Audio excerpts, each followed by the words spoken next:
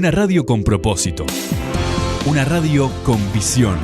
Una radio para todos. El Libertador, 1210 AM.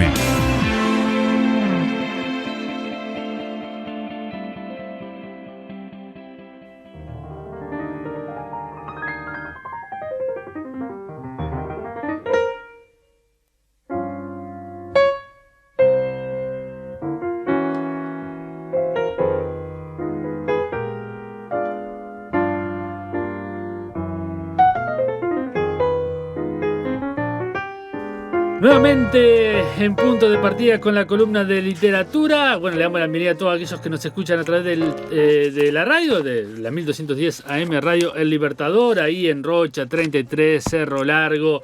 Bueno, todas las localidades, La Valleja, todos los que nos están escuchando en tanto las capitales como también en los pueblitos, para acompañarlos todas las mañanas. Y bueno, también nos pueden escuchar a través del www.ellibertador.com.uy y también pueden ver nuestros podcasts tanto en Facebook como en Twitter, Instagram y también, por supuesto, en YouTube, donde están los videos completos con estas columnas y en este caso la columna de literatura. Bueno, le doy la bienvenida a María García Marichay. ¿Cómo estás? Ay, muy bien, Carlos. Un gusto estar contigo y con la audiencia. Bueno, mi saludo lleno de afecto a toda la gente del interior.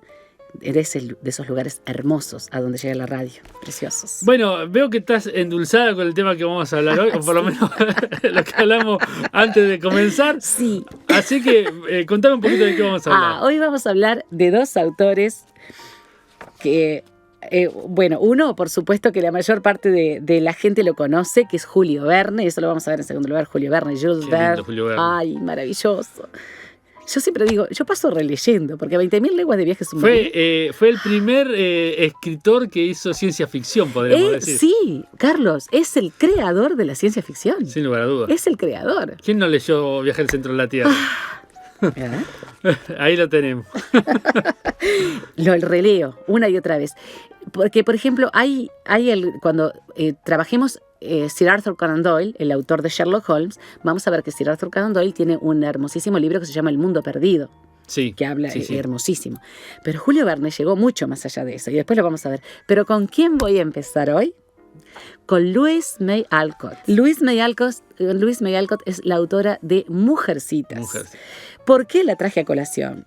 Primero, porque hay muchas películas que se sacaron de Mujercita y también hay un anime que se dio en la década de los 80, que tuvo muchos capítulos, que aquellos que tienen unos cuantos años ya, o sea, nosotros... No tantos como yo. No tantos como yo. Bueno, algo como yo, por ejemplo. Como vos, que sos muy yo lo recuerdo de haberlo visto en televisión. No tenía idea, lo voy a buscar, Carlos. No tenía idea. Sí. No tenía idea. Yo leía Mujercitas, como siempre digo, en mi larga vida todo lo que he leído, pero Mujercitas lo leí en mi adolescencia. Claro. Leí Mujercitas y leí otros libros de Louise May Alcott, algunos que pasaron por mí, algo muy particular, Sin pena ni gloria, y alguno maravilloso como An Old-Fashioned Girl, una chica anticuada, que para mí es lo más grande que tiene.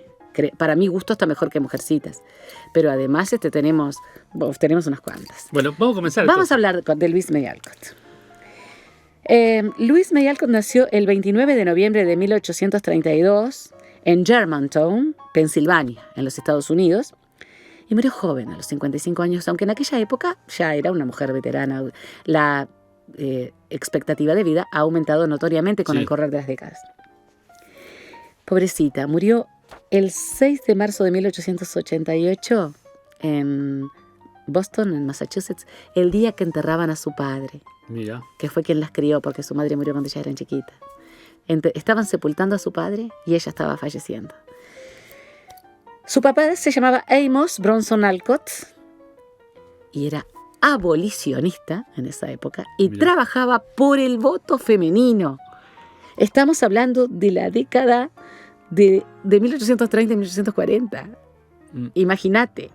¿Cuándo llega el voto femenino a Estados Unidos? Muchísimo después. ¿Sabes que nosotros estamos entre los primeros países en el mundo con voto femenino universal, no? Sí. Voto universal y fue voto femenino. No, sorprendente. 1938 creo que fue. Demoró. Pero Amos luchó contra la esclavitud y por el voto femenino. cuando iban naciendo sus hijas, tuvo 5 hijos. El varoncito se murió y quedaron las mujeres. Su madre era Abigail May, es decir, que May es el apellido de Louise. 3 mujeres y un varoncito que murió muy chiquito. Las educaron en su casa. Su padre era su maestro. Y las educó para que fueran luchadoras, abolicionistas, en pro de la mujer y feministas, y que no se ataran a nada, y que un hombre no tenía por qué mantenerlas, que ellas podían mantenerse solas. 1830, 1840, 1850. Estamos hablando de un hombre, pero todavía quedan cosas más jugosas para hablar de Louise. Bueno, tuvieron que salir muy jovencitas a trabajar. Bueno, como nos ha pasado a muchos de nosotros, de que éramos muy chicos, salir a trabajar porque con familias grandes, y más en aquella época. Fue costurera, fue institutriz, o sea, enseñaba niños, fue maestra por tiempo, maestra de apoyo, o sea, de todo hizo Louise, porque además era la mayor, entonces claro, era la Meg de las mujercitas, ¿no? Y escritora, siempre escribió. Fue muy pobre, pero con una pobreza muy digna. Siempre salió a lucharla para mantener a sus hermanas, porque su mamá además murió muy joven, entonces tuvo que salir a pelearla, y su padre la educó para que eso no fuera un estigma.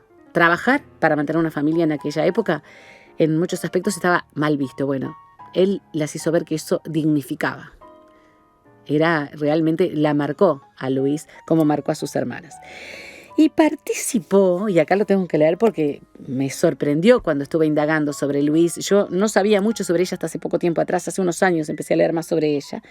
Participó en un experimento utópico en Fruitlands, tierra de las frutas, digamos, en Harvard. Este experimento se llamaba Pleno Vivir y Elevado Pensar, y era propio de pensadores vanguardistas en el plano de las luchas sociales. Es decir, no vayan a malinterpretar lo que voy a decir. Es como si se tratara de una secta, pero en el mejor sentido de la palabra. Del buen vivir y elevado pensar. Era un grupo de gente que se apartaba temporalmente del mundo para vivir de lo que trabajaba, de reunirse a pensar, de filosofar, de no atarse, por más que practicaran y participaran de alguna fe, de no atarse a un ritual religioso. Utopías. Ya en esa época, Louise vivió en un grupo de utópicos. Vos imaginate lo que estamos pensando. Claro, después cuando vemos algunos de sus personajes, y después vamos a ver qué pasó con algunos de sus personajes cuando tuvo que publicar, vemos personajes muy liberales para la época. Pero estamos hablando de gente que para tratar de hacer un experimento de tipo utópico, de ver cómo se podía vivir y pensar y filosofar, viviendo de lo que se cultivaba, de lo que se cosechaba, enseñando en familias y pensando y leyendo, cómo se podía ser una comunidad humana. Eso marca mucho a una persona, y más si es un escritor. Así que este experimento utópico de Fruitlands fue fundamental en la vida de Louise.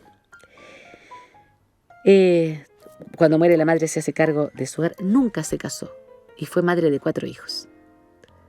Se rompió con todos los tipos de estructuras de un Estados Unidos del siglo XIX. Imagínate que estamos hablando de líneas muy, muy firmes a nivel de religión y a nivel de moral. Bueno, ella rompió con todo eso, sin llegar a ser una mujer frívola ni nada por el estilo, sino que tenía una forma de pensar y de vivir marcada por esa liberalidad que había sido ya planteada en la época de su niñez y de su adolescencia.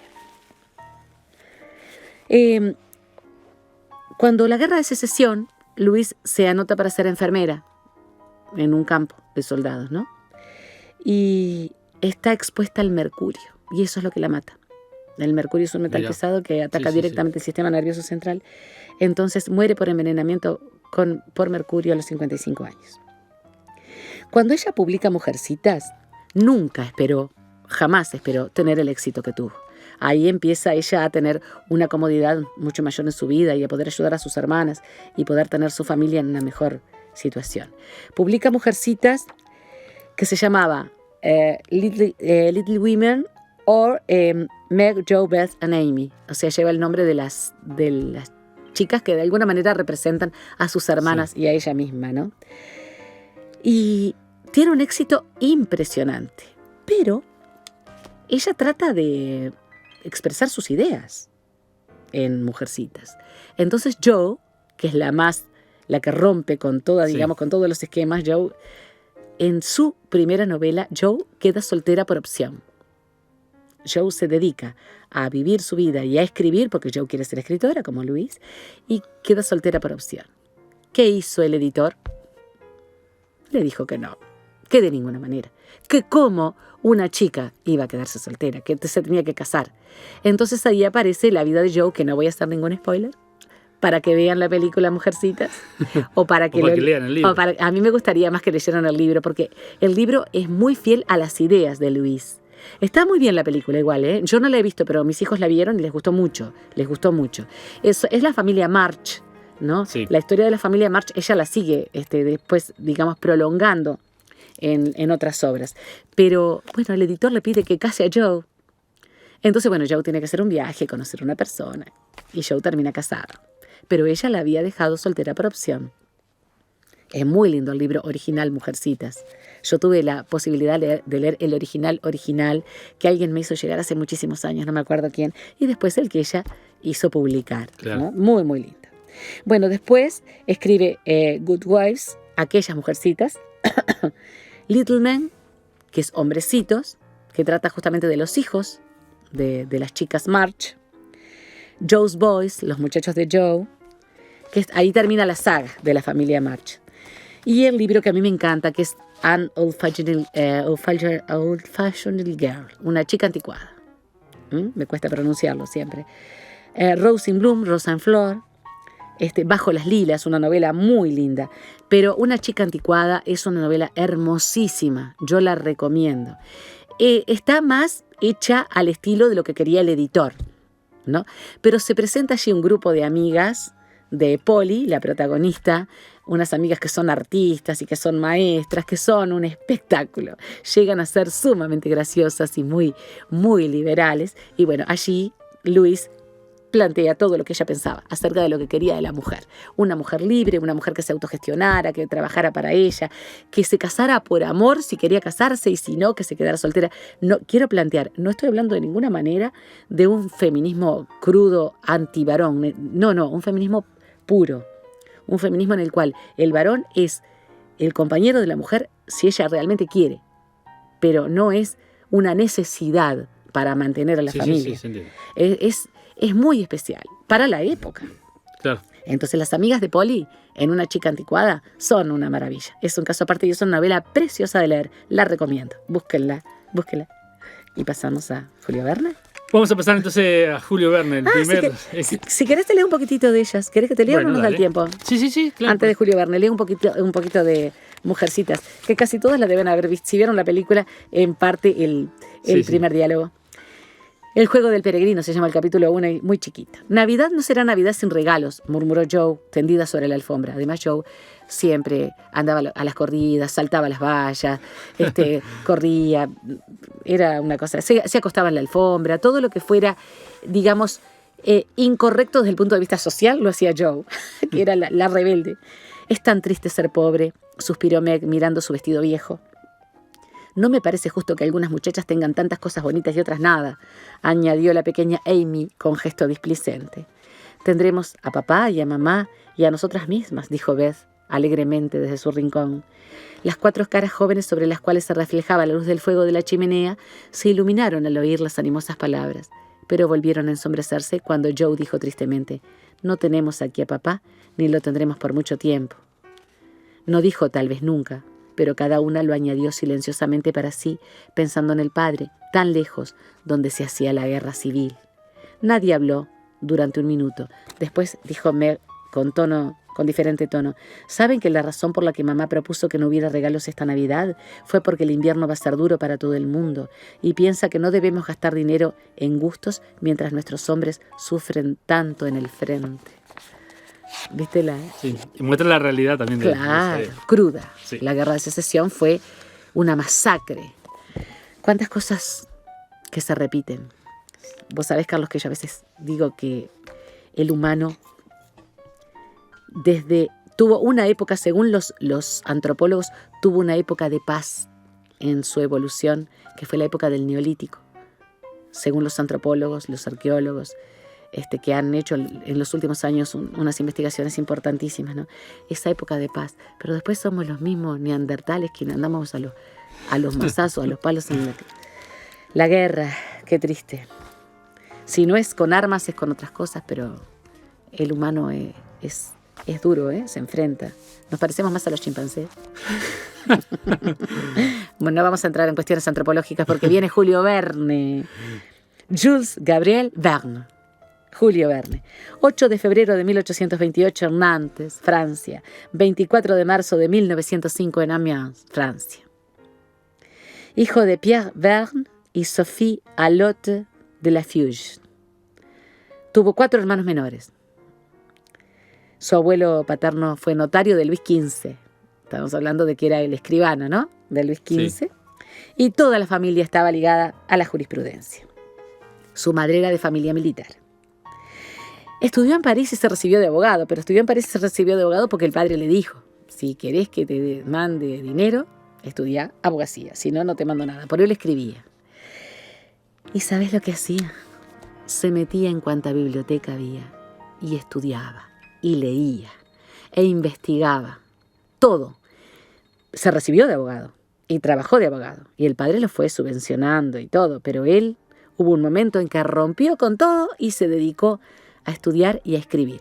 ¿Y qué estudiaba? Oceanografía, ingeniería, geología, astronomía, economía, todo aquello que después, ¿qué pasó? Lo vimos. Claro. O sea, fue un hombre que era una esponja para aprender. Julio Verne era una esponja.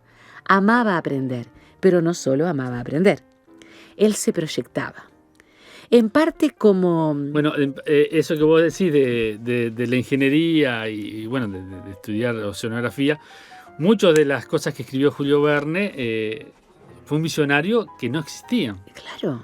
Como el submarino, por ejemplo, y otras cosas más que no existían y que después existieron. Exacto. Y vos hoy dijiste, es el creador de la ciencia ficción. Sí, sin lugar a dudas. Pero lo que sucede es que todo eso que vos decís, claro, lo vislumbró y muchos lo consideran un profeta del futuro, pero no. Era un hombre que... Estudioso. Claro. Además, no estudiaba y le quedaban, digamos, las cosas así superficialmente. Estudiaba en profundidad, hacía planos, sacaba cuentas, hacía estructuras, dibujaba. Como vos muy bien dijiste, él imaginó el submarino, pero con bases sólidas científicas. Claro, sí. Entonces, me acuerdo de Bacon, ¿no? En la Edad Media, cuando se proyectaba un futuro en el que habría máquinas voladoras, decía él. Claro, por supuesto, pero no porque eran soñadores y nada más. Eran soñadores, por supuesto, pero basaban todos sus sueños en fundamentos de tipo científico. Se fundamentaban en el conocimiento, puro y duro. Y eso fue lo que hizo Julio Verne, que lo llevó a la maravilla de lo que fue geología, astronomía, ingeniería, oceanografía, economía, estudió todo. Fue fundamental para documentar lo que hizo. Entonces, es el creador de la ciencia ficción, como tú muy bien lo dijiste hoy. Y yo quería plantear que en 1869 publicó su primera novela, 5 semanas en Globo. Y fue tan grande el éxito que su editor, que no recuerdo siempre Hetzel, P.J. Hetzel, le propuso un contrato. Y ahí él le dijo, se rió de las subvenciones de su papá. El contrato era por 20 años. A 20.000 francos por año en aquel entonces. Siempre que escribiera 2 novelas anuales. No le costaba nada porque vivía la vida leyendo y escribiendo. Entonces dijo que sí. Claro, fue un boom. No necesitó más la jurisprudencia ni las subvenciones de nadie. Se enriqueció desde 5 semanas en Globo. Prosperó de una manera impresionante. Pero ahí está la otra cosa que nosotros hablamos. Yo he hablado contigo y siempre lo converso con Sandra, ¿no? Lo que es muchas veces el contrato con una editorial para un escritor. Es un arma de doble filo. Porque tú podés editar, podés publicar, podés llegar a un mercado que de pronto si no lo tenés que hacer vos, como generalmente lo hacemos nosotras. Muchas veces, como lo hago yo, por ejemplo, con mis libros, es ir y distribuir. Claro, estoy hablando de que yo hago por obra 300 ejemplares, ¿no? Pero acá estamos hablando de miles y decenas de miles, centenares de miles, y es uno de los autores más leídos en el mundo. El otro día hablábamos de la friolera de los 4.000 millones de libros de Agatha Christie, pero Verne, no tengo el dato de los números, pero es uno de los escritores más leídos en la humanidad y de los más traducidos. Pero está eso, ¿no? Él tenía que escribir 2 novelas al año, no le costaba nada.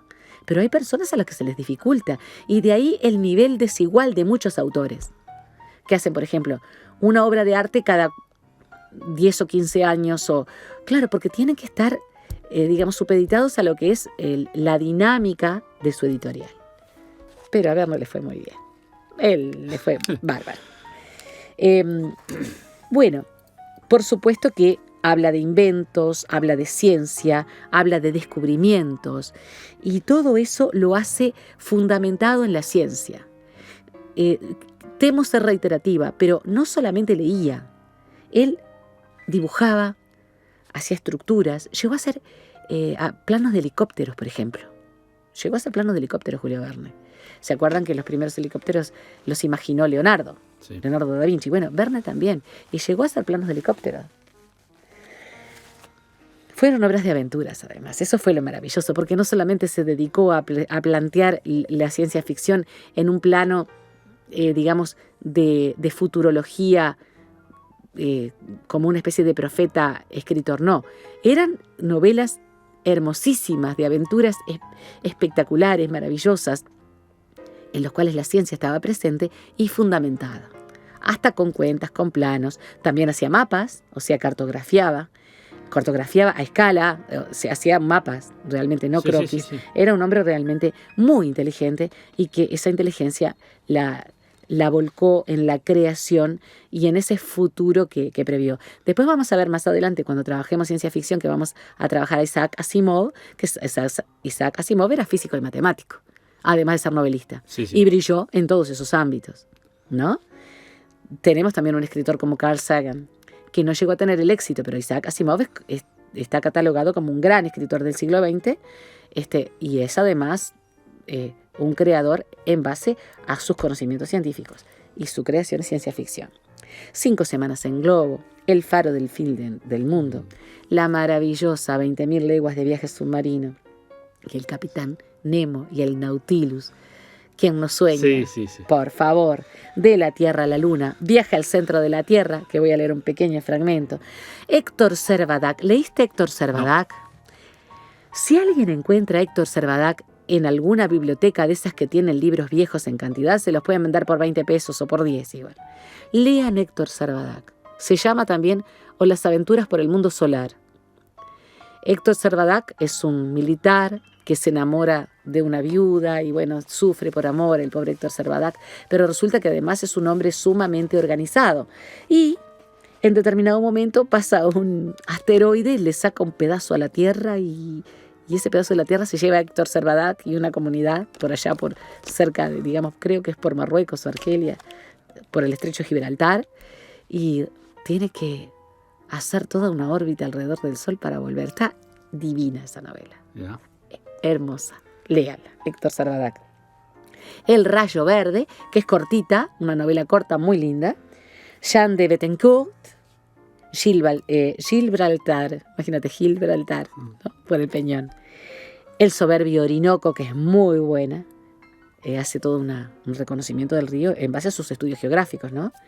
La vuelta al mundo en 80 días, que hay una película hermosísima que tiene a Cantinflas como el mayordomo.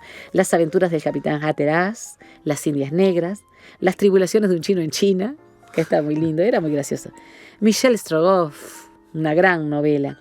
Los hijos del capitán Grant, Un capitán de 15 años, Una ciudad flotante, Una invernada entre los hielos, maravillosas aventuras de Antifer, y puedo seguir la lista y estoy 20 minutos leyendo todo lo que escribió.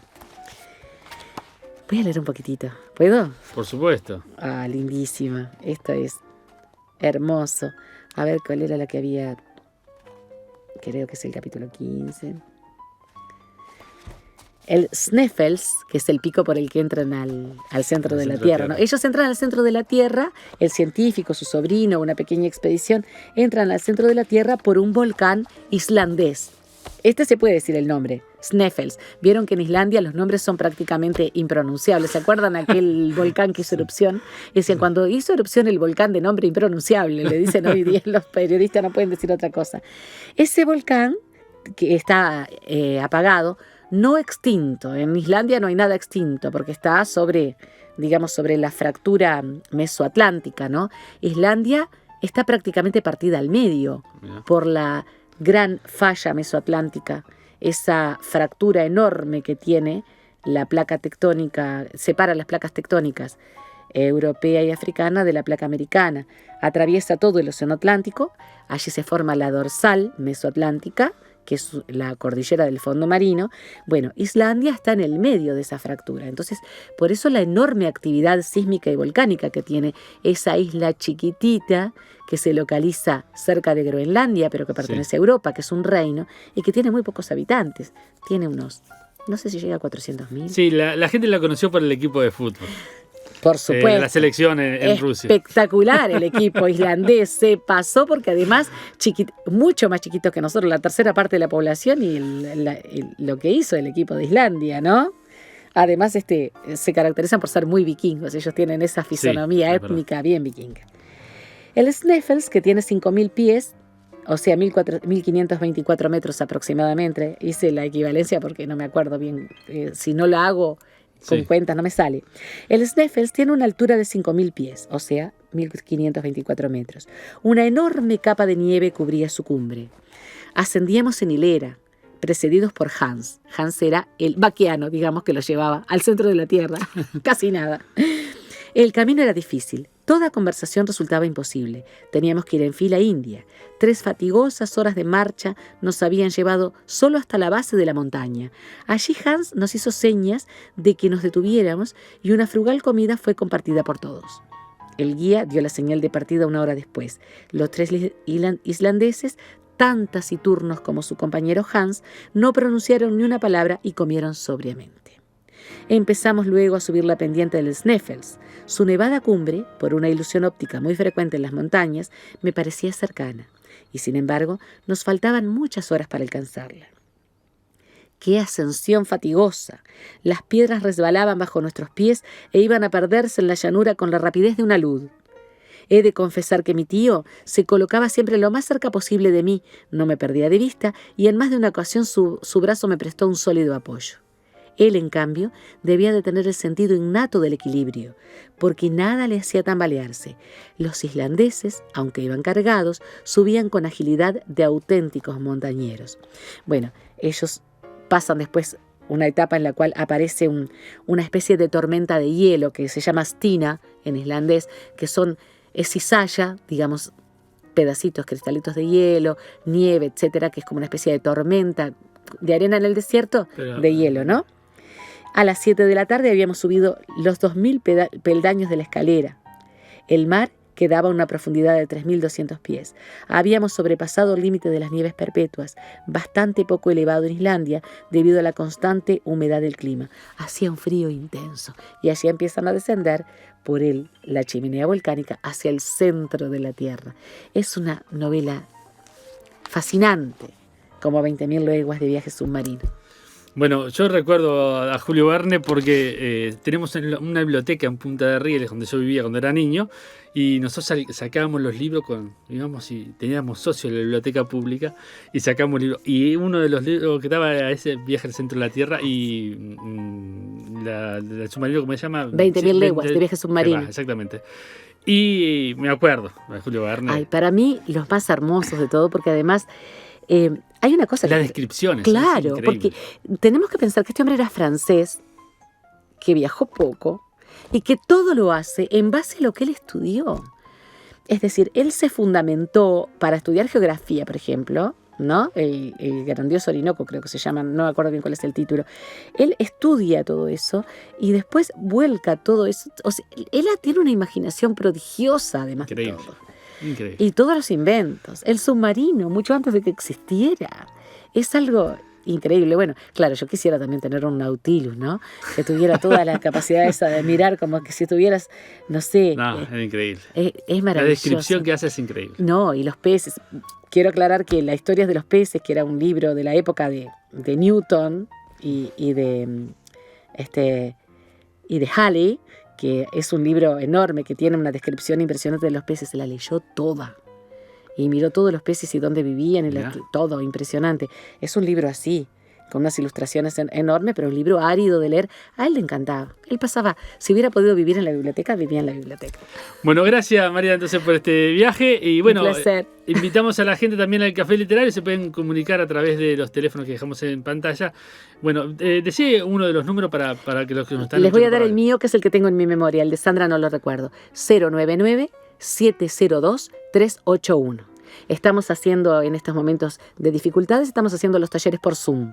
Además, tenemos un taller que es el permanente, que además es un café literario, porque es decir, compartimos y creamos, leemos, aprendemos a escribir. Aquellos que queremos aprender a escribir y mejorar, nos vamos perfeccionando y participamos en concursos y todo. Pero los que no, van por el placer de escribir, o de leer, o de compartir el tiempo. Y bueno, pensamos hacer varios más. Sandra va a hacer uno para gente más joven, chicos, adolescentes, niños y adolescentes, pero además pensamos hacer para todas las edades, y en este momento lo estamos haciendo por plataforma Zoom. Así que pueden inscribirse con nosotros. Les doy el mío de nuevo, 099-702-381. Yo soy María, y después va a quedar en tus manos. Bueno, también el teléfono de Sandra del Río, y también por el Facebook de Sandra del Río. Ahí sí, por favor, entren al Facebook de Sandra del Río, que además es muy interesante, es muy ingenioso, es muy divertido, además de ser muy ilustrativo, ¿no? Porque además tenemos una cantidad de cosas que tienen que ver con toda la parte, digamos, académica y literaria propiamente dicha. Pero no dejamos de divertirnos, y hay personajes, hay pequeñas cómics, y bueno, y toda una cantidad de proyectos en los que pueden entrar y van a pasarlo muy bien con nosotros. Muchas gracias por el espacio, Carlos.